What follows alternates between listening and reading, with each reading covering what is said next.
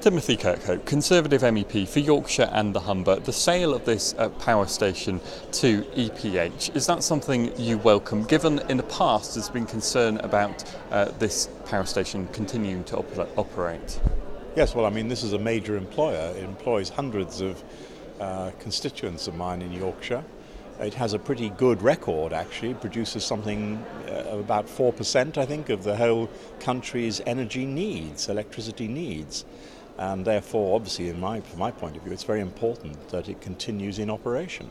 What do you make of the company that's bought it? It's a Czech company, we understand. Talking to your colleagues in the group out here in Brussels, what are you hearing about this company from other parts of Europe where they might be more familiar with EPH? Well, they're a big company. They operate not only in the Czech Republic, but they operate in Slovakia, they operate in Germany.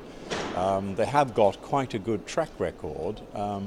And it would seem to me that is probably what is needed here.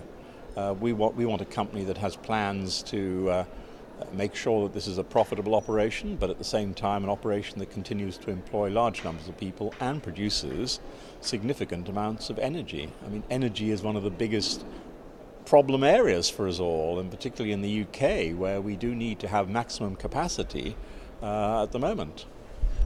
What then is the signal that you're getting about this company and its prospects for Yorkshire?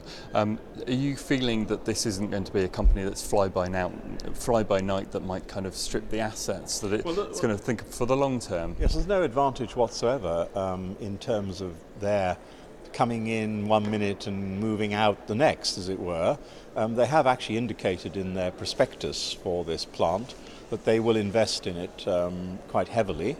That's good news. If they're going to invest in it, then obviously that guarantees jobs. But also, of course, it may be they're bringing some new ideas with them in terms of power generation. So all of that, so far, the signals we've received are very positive indeed. What about in terms of EU competition? Because this deal does need to meet EU regulators' approval. Can you be confident that that's going to be successful?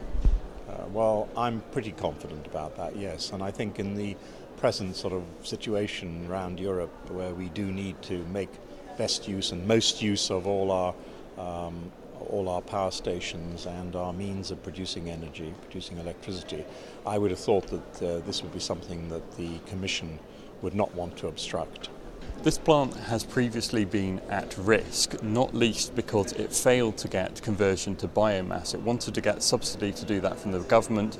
It didn't get ultimately didn't get government approval for that.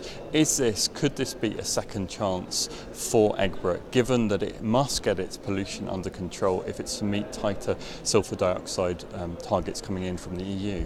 Yes, well, I certainly hope so. The company taking it over and offering to invest quite substantially here, I presume would not be doing that unless they had some indications that they were going to be able to make it work for the long term.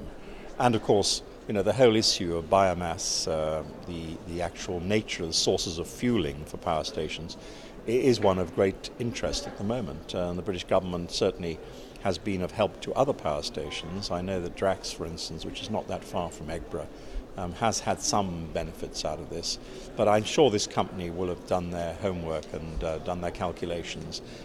They don't want to just come in for 5 minutes, which of course again is very good news for all the people that are employed in the region at Eggborough and around it in supporting it.